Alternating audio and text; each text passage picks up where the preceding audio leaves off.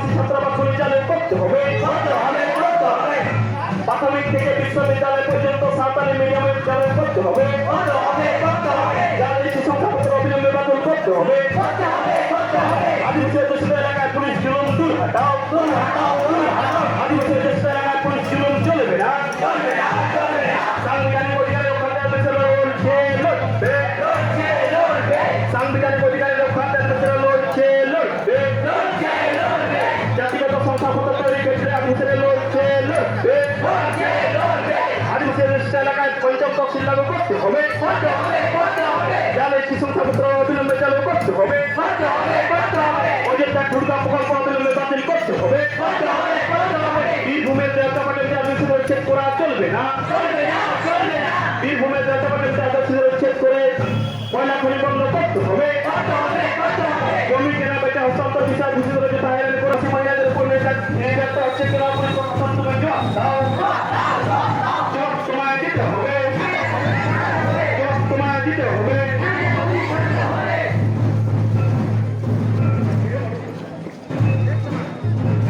আজকে দিন বানাতে করেছেন দলে দলে চোখ দিন। আজকের দিন বানাতে করেছেন দলে দলে চোখ দিন। দলে চোখ দিন। 2006 বনাধিকার আইন সঠিকভাবে প্রয়োগ করতে হবে। 2006 বনাধিকার আইন সঠিকভাবে করতে হবে।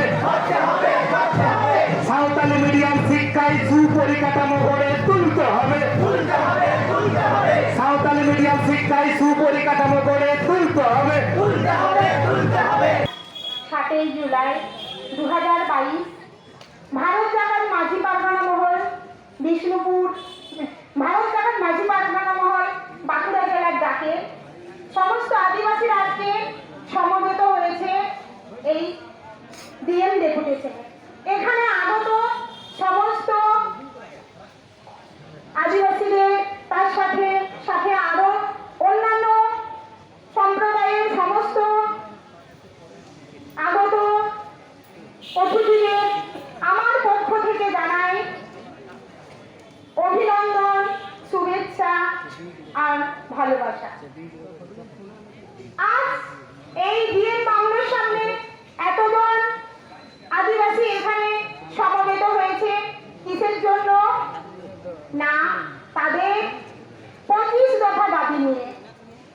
ভাবতে অবাক লাগে আমার আজও আদিবাসীদের কিছু এই দাবি 25 দফায় না, যদি এক এক করে আমরা গুনি 100 দফা দাবি হয়ে যাবে, শেষ নেই।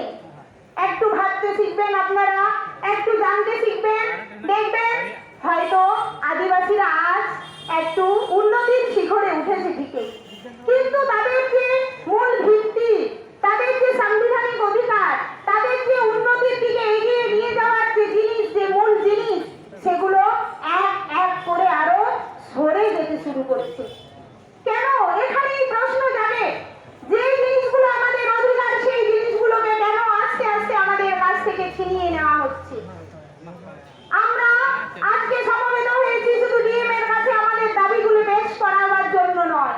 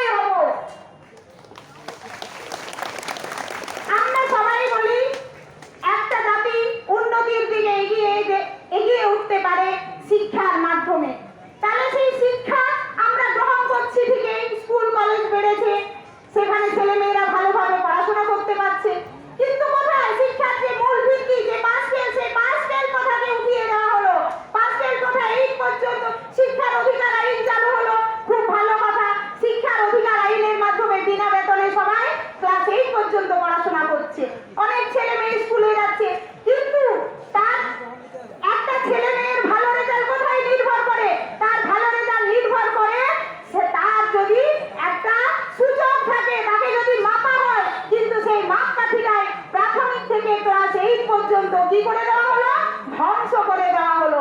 তারপরে বলছে উচ্চ শিক্ষায় আপনারা শিক্ষিত হয়ে যান। আর আমাদের প্রধান যে দাবি, আমাদের এই যে সান্তালি মাধ্যমে পড়াশোনার জন্য যা কিছু দরকার আমরা আজ পর্যন্ত পাইনি। কেন না, ওগুলোকে ধামা চাপা দেওয়ার চেষ্টা করা হচ্ছে।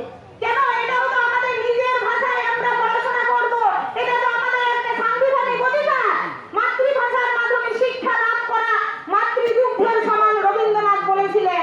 তাহলে সেই মাতৃদুগ্ধটাকে পান করা থেকে বঞ্চিত করছেন কারা? আপনারা যারা প্রশাসনিক লোকরা আছেন, যারা শিক্ষা দপ্তরের লোকরা আছেন।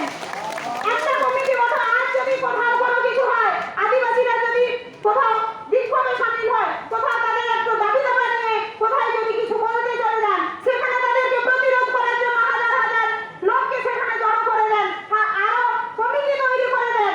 আর একটা শিক্ষা যেটা জাতির মূল মেরুদণ্ড, তাই সাঁওতালি মাধ্যমে শিক্ষা হচ্ছে সাঁওতাল জাতির মূল মেরুদণ্ড এগিয়ে যাওয়ার, সেই মেরুদণ্ডটাকে আস্তে আস্তে কেটে দেওয়ার ব্যবস্থা কেন করে দেওয়া হচ্ছে? কেন এতদিন ধরে আজ পর্যন্ত এত সাঁওতালি মাধ্যমে এত ছেলে মেয়ে লেখাপড়া করেছে, এত ছেলে মেয়ে বেকার বসে আছে, তাদেরকে নিয়োগ করা হচ্ছে না কেন? না কি করা হচ্ছে? সেখানে ফেক এসটি সার্টিফিকেট দিয়ে সেখানে আবার অন্য মাধ্যমের শিক্ষককে সেখানে নিয়োগ করা হচ্ছে। কেন? আপনারাই জবাব দিন। আপনারাই তো এই রাস্তা তৈরি করার মূল, আপনারাই হচ্ছেন এই রাস্তা দিয়ে কিভাবে হাঁটতে হয় তার পথটা দেখিয়ে দিয়ে যাচ্ছেন। আর যদি বাংলা মাধ্যমের ছেলে মেয়েরা লেখাপড়া করছে, সেখানেও কিন্তু কি করে দিচ্ছেন? আমাদের যে ছেলে মেয়েদের আগেকার যুগে কি দেখা গেছে, সাঁওতাল ছেলে মেয়েরা বাড়ি থেকে হয়তো স্কুল অনেকটা দূরে, কিংবা তাদের বাড়িতে সেরকম পরিবেশ নেই, তারা হোস্টেলে গিয়ে থেকে পড়াশোনা করেছে। আমরা তো সবাই সেই হোস্টেলে থেকে আজ পড়াশোনা করে এই জায়গায় আসতে পেরেছি। সত্যি যদি হোস্টেল না থাকতো হয়তো আমরা আজ এই জায়গায় দাঁড়িয়ে থাকতে পারতাম না। তাহলে আপনারা সেই হোস্টেলগুলোকে সব দায়িত্ব নিতে পারছেন, আর সেই একটা হোস্টেল চালানোর দায়িত্ব কেন নিতে পারছেন না? যদি আপনারা নিতে না পারেন, তাহলে বলুন সেখানে একটা ব্যক্তিকে বসানোর জন্য, সেই যোগ্য ব্যক্তিকে আমরা আমাদের সন্তান সমাজ থেকে বার করে দেবো এবং দেখিয়ে দেবো এক মাসের মধ্যে কিভাবে এসসি পরিচালিত এই হোস্টেলগুলোকে কিভাবে আমরা চালাতে পারি, আর কেমনভাবে সুষ্ঠুভাবে চালিয়ে সেখানে আমরা সন্তানদের রেখে পড়াশোনা চালিয়ে নিয়ে যেতে পারি। আপনারা সেই সুযোগ আমাদের করে দিয়ে যান। আর সেই সুযোগ যদি না হয়, যদি আস্তে আস্তে সব সার্টিফিকেট, যদি আস্তে আস্তে সব হোস্টেলগুলো বন্ধ হয়ে যায়, আমরা এবার এখানে নয়, আমরা এবার প্রত্যেকটি হোস্টেলে হোস্টেলে আমরা এবার সমবেত হব। আর সেখানে আমরা নিজেদের মতো করে আমরা সেখানে ছাত্রছাত্রীদের রেখে তার ব্যবস্থা কিভাবে তাদেরকে পড়াশোনা করানো যায় সেটা আমরা আপনাদেরকে দেখিয়ে দেব। এর জন্য তৈরি থাকুন। এগুলোর বিরুদ্ধে আমরা শুধু বলছি না, আমরা এখন ওই যে বলে না, বিষধর সাপের বিষ সব সময় সক্রিয় থাকে না। সাপের বিষ থাকে ঠিকই, কিন্তু সেটা সব সময় সক্রিয় হয়ে ওঠে না। আমরাও ঠিক তাই। আর সেই নিরীহ শান্তিপ্রিয় সহজ সরল সাঁওতাল আর আমরা থাকতে পারিনি। আমাদের ভেতরে ভেতরে সেই সাপের সেই যে একটা ঠান্ডা রক্ত, সেই ঠান্ডা রক্তের মাঝে বিষটা কিন্তু যে কোনো সময় আমরা উগরে দিতে পারি। আর একটা বিষধর সাপের বিষ কতটা মারাত্মক সেটা আপনারা জানেন। সেজন্য শুধু এই মুখের বলা নয়, যেদিন আপনাদের সামনে আমরা আমাদের বিষ উগরে দেব, সেদিন আপনারা বুঝবেন যে সাঁওতালের পরিচয় কি আর সাঁওতাল জাতিরা কি করতে পারে।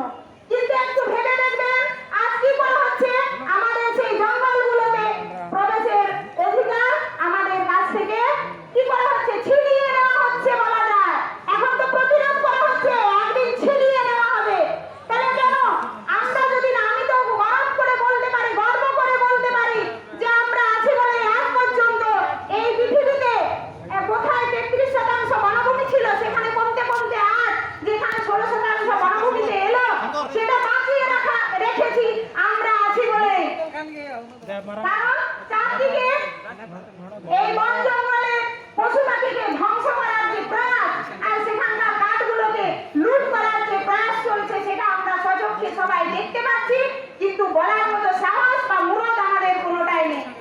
একবার ভেবে দেখবেন যে এই যে আমাদেরকে সেন্দ্রা করতে, আমাদের আদিবাসী ভাইদেরকে জঙ্গলে প্রবেশ করতে দিচ্ছেন না, আমি বলে দিচ্ছি, আমি আদিবাসী ভাইদের হয়ে আমি বলে দিচ্ছি, এবছর আপনারা একটা জঙ্গলকে কি করবেন, সার্ভে করুন, সেখানে কতগুলো প্রাণী আছে, আর আগামী বছর তাদেরকে জঙ্গলে প্রবেশ করতে দিয়ে আপনারা তারপরে সার্ভে করুন যে সেই জঙ্গলে কতগুলো প্রাণী নিশ্চিহ্ন হয়েছে।